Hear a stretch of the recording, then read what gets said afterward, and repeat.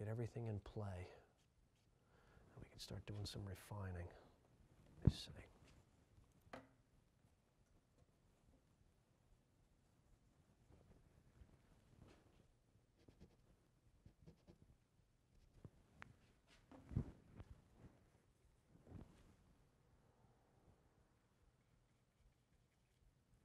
Fix that gaze a little bit more. Once I get this done, I'm going to go into color. Normal painting procedure. You want to get the shadow masses in, even if I were working in full color. Get the shadow masses in, and then what's called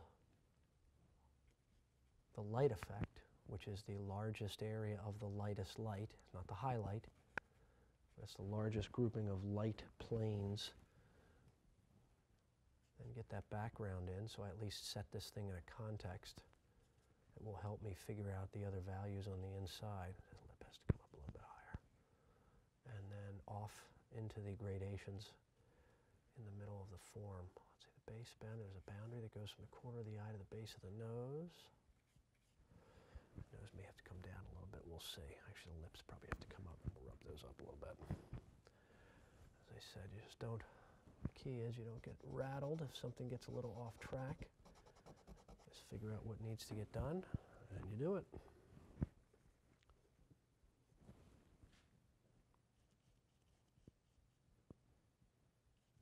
Okay. All right, and at this point, again, time is against me, so I'm going to go ahead and get into the lights. I got at least some shadow mass in.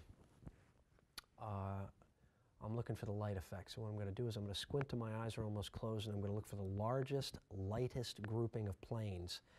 Usually, right before your eyes close, it's the last grouping of planes that you see before your eyes close, and I'm looking right up there in the forehead, a good beefy plane in the frontal eminence of the forehead. Just clean this up a little bit. I can see that boundary a little bit better.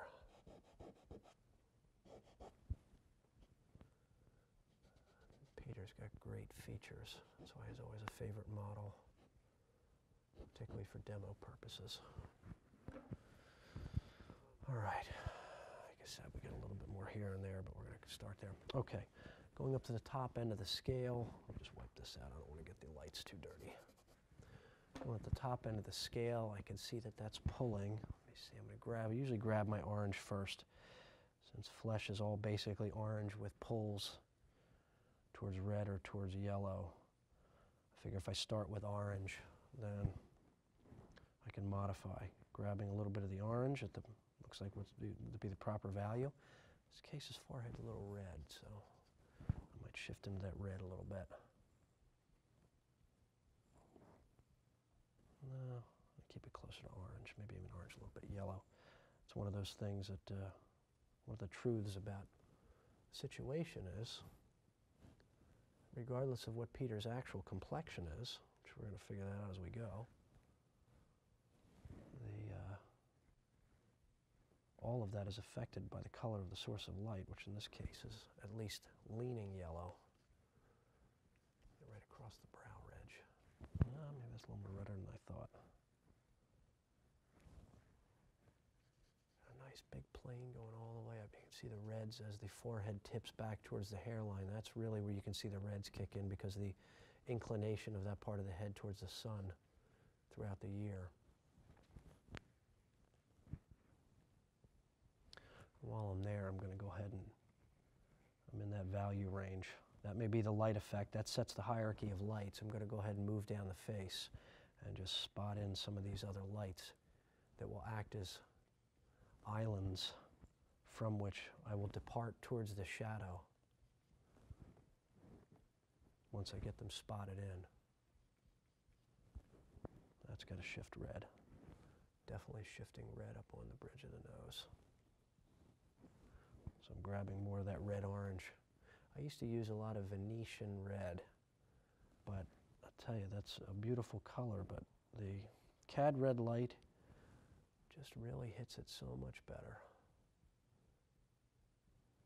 Ball of the nose shifts back a little bit. We're almost set for our first break. Let's see. How top plane of the lip as I'm moving down.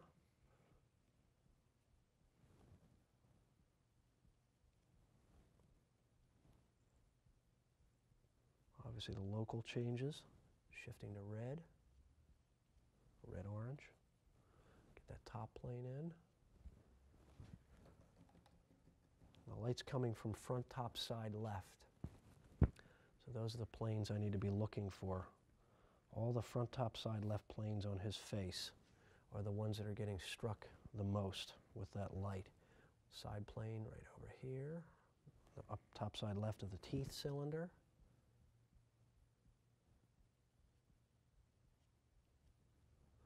Top side left of the form of the chin. Again, all these are shifting red. That's very red. The other thing I used to do, I used to have cad orange used to be a standard on my palette, but between the yellow ochre and the cad red light, you can get a chromatic enough orange that will certainly do what is necessary for most situations. Top side left. Get into the pillars of the mouth under there. We stop there at that boundary. Get a little bit right there. Got the ball of the nose, got the head, the hair. I think I might stop there. I can certainly depart from that when we get a chance. Okay, take a break.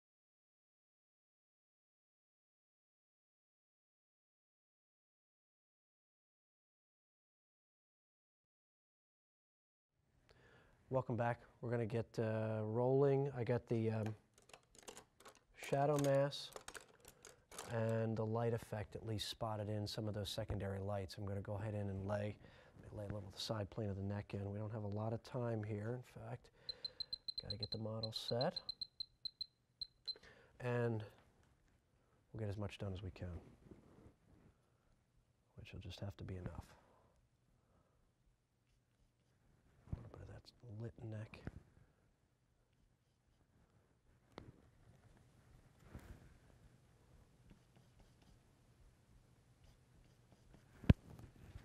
Okay. A little bit more. I'll be ready to go. Okay. Once I get that in, at least it sets up the top end of the hierarchy of light. I know where my effect is, and I know where some of those planes are that are turning towards the light. Those front, top, side, left planes. Just beef up the shadow under the chin just a little bit. I had to move over the break, I moved the chin down just a little bit. I may have to do it some more, but we'll figure that out as we go. Okay. I'm going to hit the background so I can give this a good context. Obviously, we're dealing with some kind of a purple there. Get into my ultramarine blue.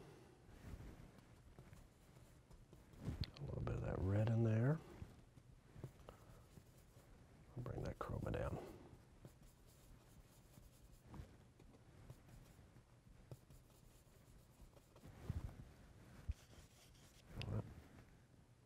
As soon as that goes down, you can see whether it's good or not. You got to bring the chroma down. As I said, this is one of the few times I'll pull a filbert out so I can get some coverage. Normally I don't have the stomach for them.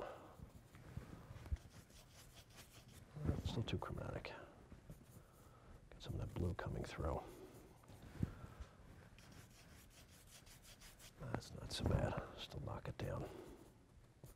Of course, in any situation, it's better to be a little too chromatic, a little too intense than not enough. You can always cut back into it. Problem most people have is they never get the chroma up high enough. All these gray paintings, lifeless flesh, lifeless everything. All right, take that right up to the optical boundary.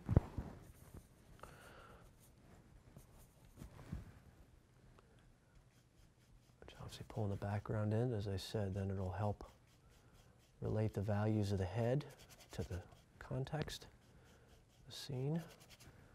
Gives me something I can relate some of those more subtle values to. I've got the nice dark background. which will immediately start to reveal the volume of the head a little bit more.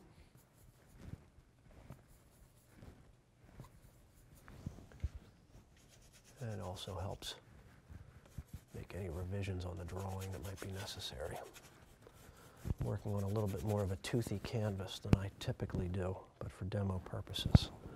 I find it's nice because it slows the brush down just a little bit. Usually in normal painting situations I'm using a smoother linen, but when I'm trying to work fast, I need something. I don't want something that my paint's going to slide around, my brush is going to slide around on. Not too chromatic. I have to pull a little alizarin in there. That's going to do it.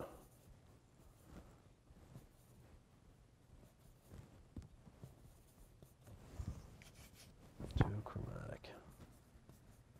That was really weak chroma purple back there.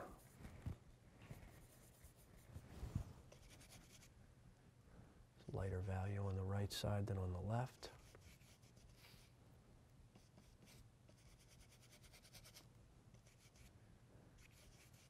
Again, for this purpose,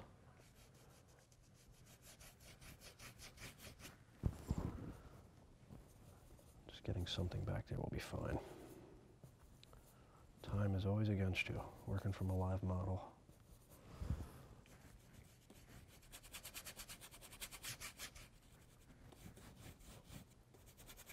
That's good for the time being. Okay. So I get some element of the background in. Raise that just a little bit more. As I say, I'm not worried about the background, I'm worried about the background. I don't want to stop before I at least have some of that value structure locked down. Raise it just a little bit more, and boy does it weaken. You figure that's the consequence of a yellow-orange light on a purple fabric. That's going to knock that chroma down. They're naturally going to work against each other or start to neutralize each other. So a little bit more. Then we'll get into the form.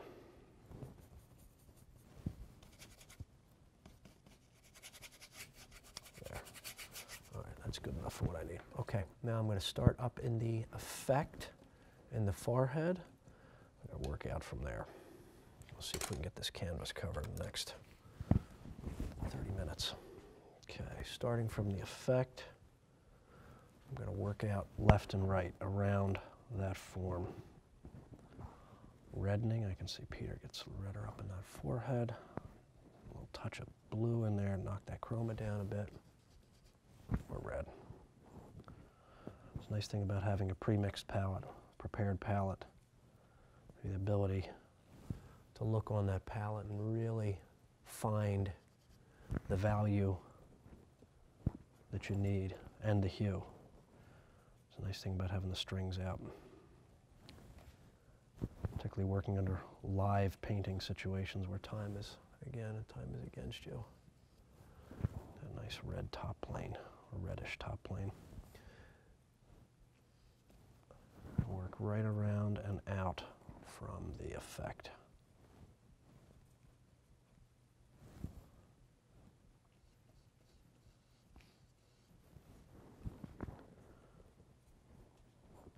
Take the top third first, being the forehead, which the planes are relatively simple compared to all the action down in the middle of the face with the features. So I'd rather work from top to bottom, getting that forehead in, working out from the light. In this situation, it might be different if the effect were in a different position on his face. I might start in that location and work out. In fact, probably would. But here, we're going to work right around that effect. Down into the glabella.